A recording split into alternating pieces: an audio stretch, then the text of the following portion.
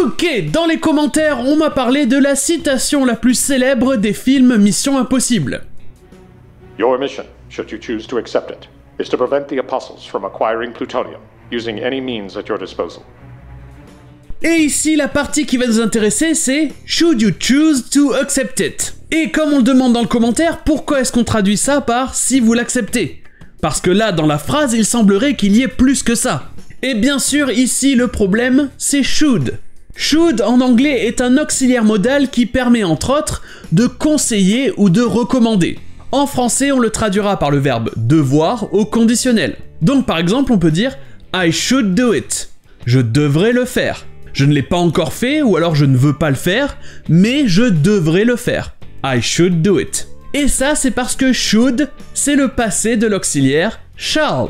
Et comme je l'ai dit dans l'épisode consacré à Charles, c'est un auxiliaire du futur qui est rarement utilisé. Et en général aussi, il aura une notion d'obligation. Et donc on peut dire par exemple « I shall do it ». Je le ferai, je vais à coup sûr le faire, parce que je dois le faire. Et donc si on prend tout ça au futur et qu'on le mélange avec le passé, c'est comme ça qu'en français on a le conditionnel. C'est un mélange du passé et du futur pour parler d'une probabilité. Et c'est la même chose en anglais. C'est comme ça qu'on a should, un auxiliaire du futur au passé pour parler de probabilité, du conditionnel. Et c'est aussi comme ça qu'on a l'auxiliaire would, mais ça j'en parlerai une autre fois. I should probably go. Still got a paper to do tonight. Hey, Marlon. Marlon! Maybe we should exchange numbers. Should we? What do you think I should do? You should do whatever you think is right. Mm-hmm. Look, I think you should give it back to us. Et donc maintenant que ça c'est dit, revenons-en à notre phrase de Mission Impossible. Should you choose to accept it? Vous pouvez voir que c'est construit comme une question. Auxiliaire, sujet, verbe, etc.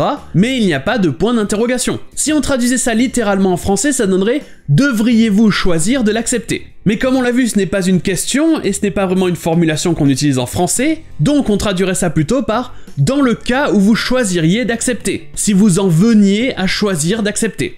Et ça en français, ça sonne beaucoup mieux avec juste « si vous l'acceptez ». Et donc en anglais, pourquoi ce n'est pas simplement « if you accept it ». Déjà, « should you choose to accept it », c'est une formulation que vous ne trouverez quasiment jamais en anglais, mais ça fait beaucoup plus soutenu et beaucoup plus classe. Mais surtout, ici, on parle d'une mission qui est censée être impossible. Donc, should you choose to accept it, ce que ça veut dire vraiment, c'est dans le cas vraiment improbable où vous seriez assez stupide pour accepter cette mission. Et ça, bien sûr, ça fait un peu trop long dans la version française. Your mission, should you choose to accept it, is to penetrate the highly secured archive inside the Kremlin.